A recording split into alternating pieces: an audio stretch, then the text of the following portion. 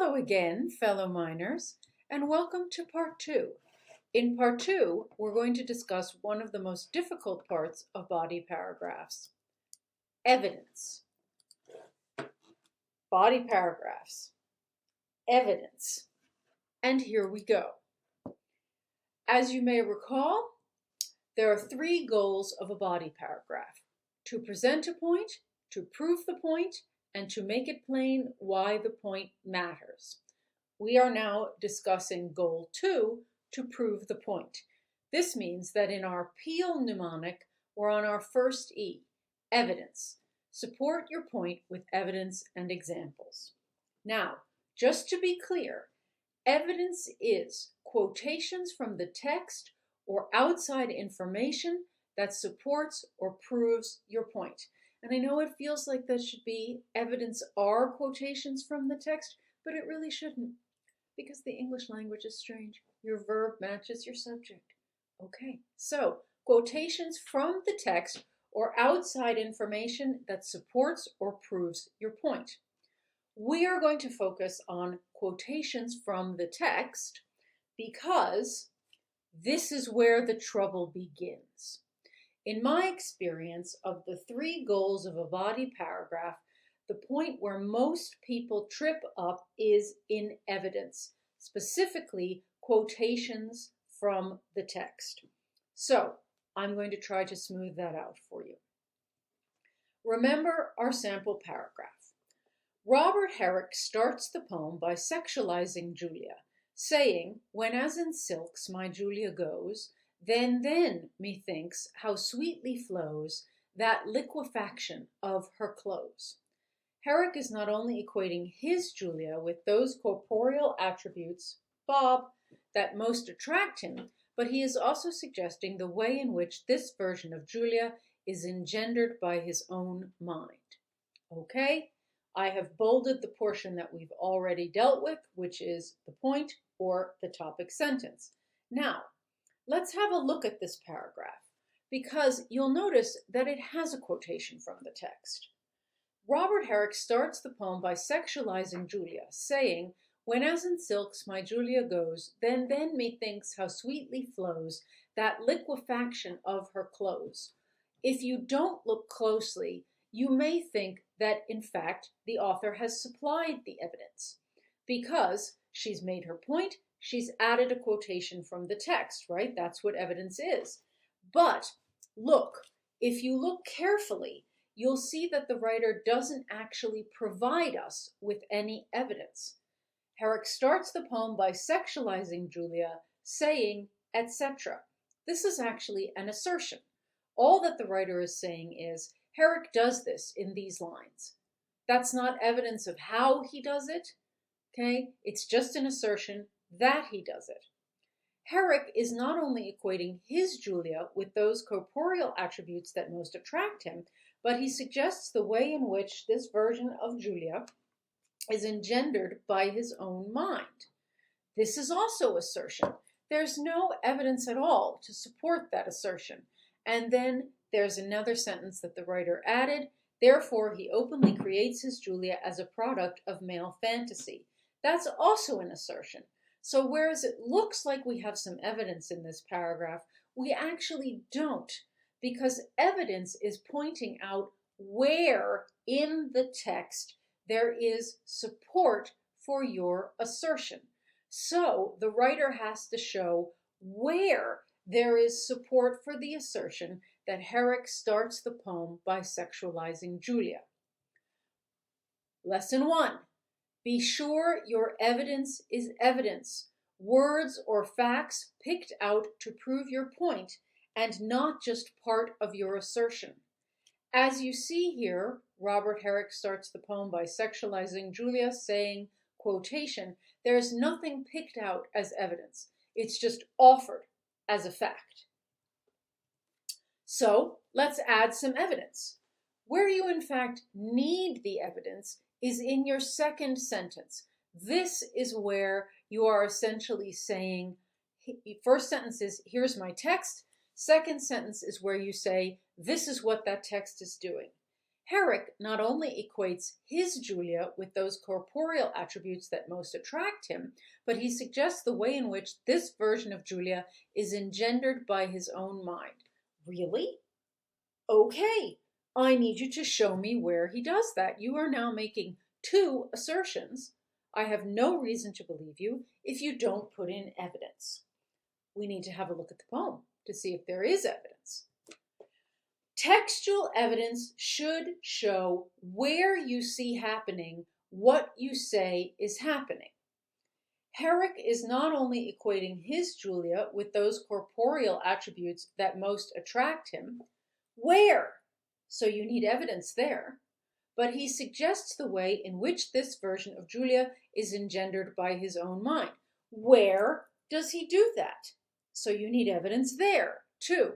Now you know the specific assertions for which you need evidence. You can turn to the poem.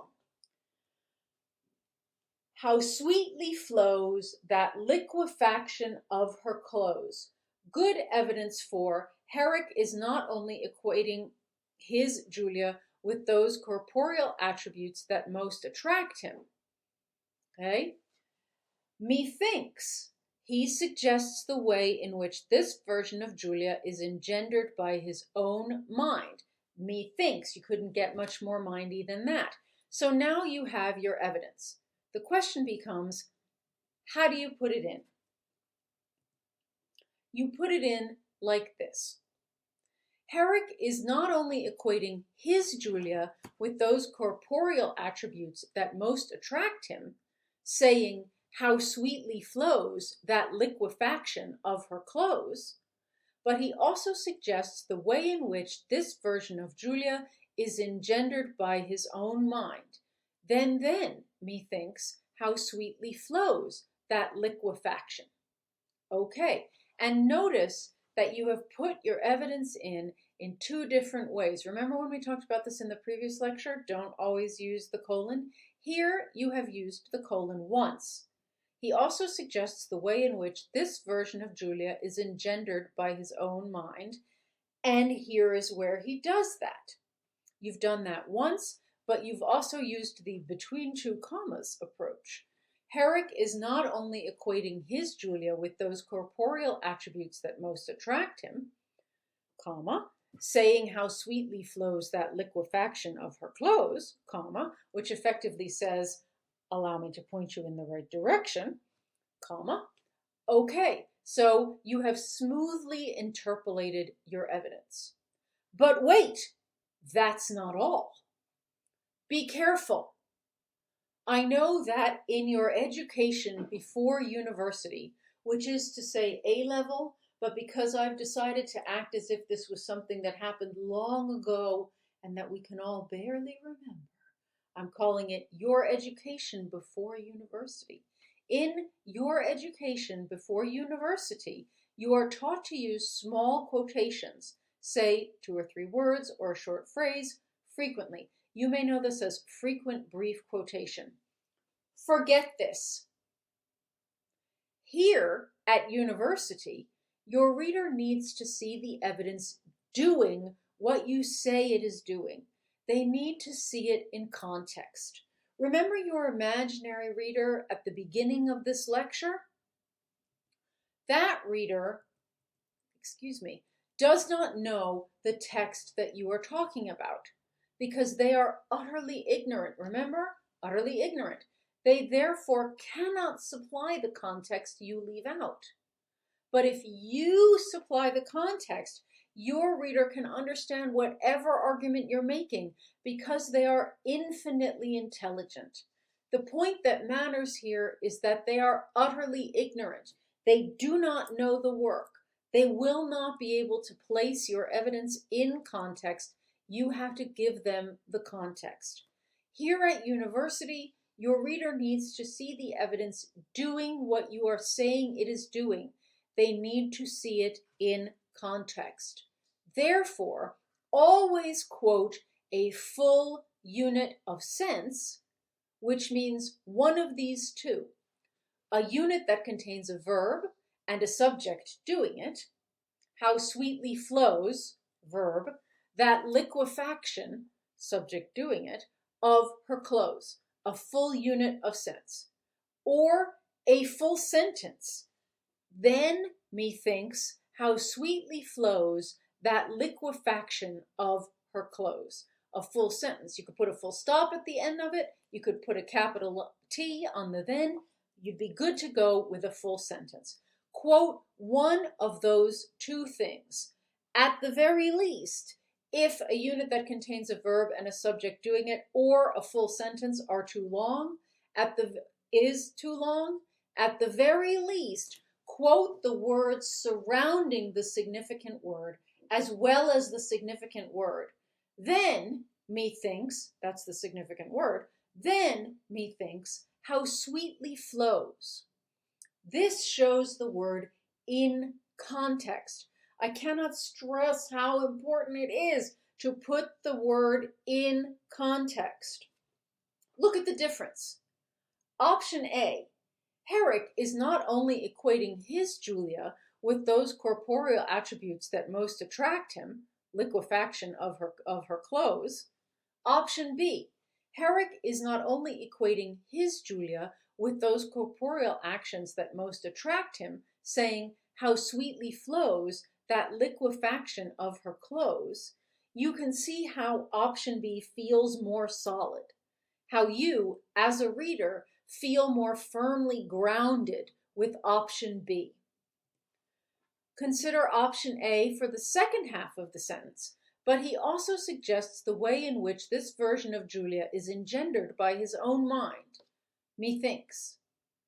Option B, but he also suggests the way in which this version of Julia is engendered by his own mind.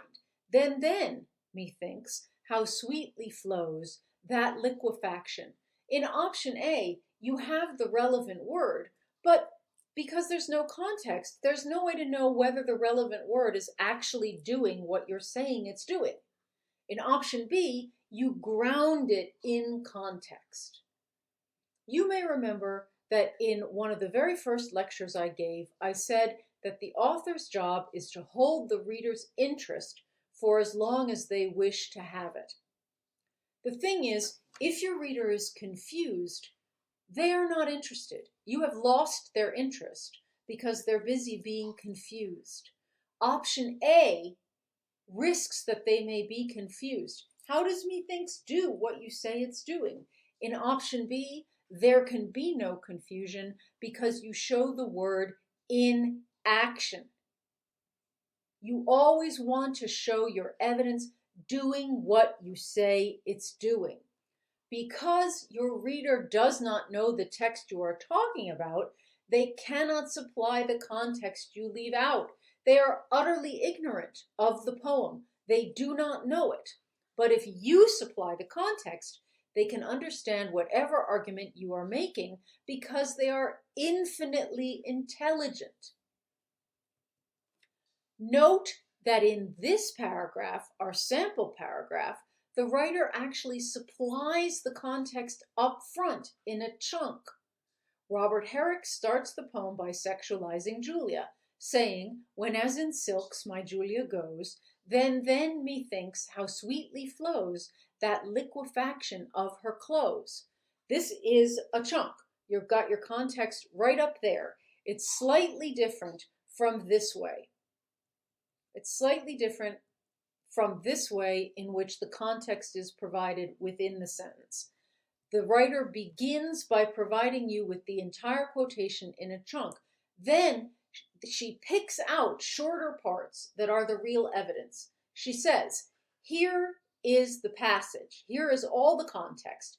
And now I'm going to pick out the sweet flowing of the liquefaction. I'm going to pick out the phrase with methinks in it so that the reader has been grounded and then they are able to take out the shorter parts. They feel comfortable.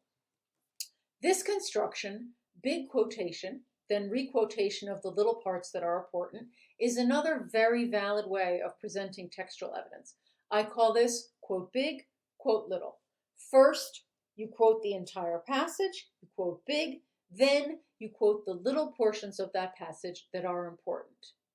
in either quote big or quote little, or the previous way. As you can see, your reader has enough context. This is the single most common mistake in essay writing, academic essay writing, not giving enough evidence, which means not giving enough context. However, it can also mean not giving enough evidence. Be sure that for every assertion that you make, you have evidence to back up that assertion. Do not risk that your reader ever has to take just your word for it. They can't take just your word for it because they are utterly ignorant. For every assertion, supply evidence. It is better to overquote than to underquote. When I was a young teenager, even younger than you are now, there used to be a character on Saturday Night Live, which was the Saturday night comic show, who would always go, "It is better to look good than to feel good." You'll find a whole generation of Americans who will quote that at you. So I always think of it in that voice. It is better to overquote than to underquote. He would go, "It is better to look good than to feel good. And you look marvelous. It is better to overquote than to underquote. So you should quote a lot." Okay, that's evidence. End of slideshow. Click here. So now you know about topic sentences, you know about evidence. That's 2 points of the lecture. The third point is coming up, but for now I'll say, who's got 2 thumbs and has taught you a little bit more about how to write a successful body paragraph?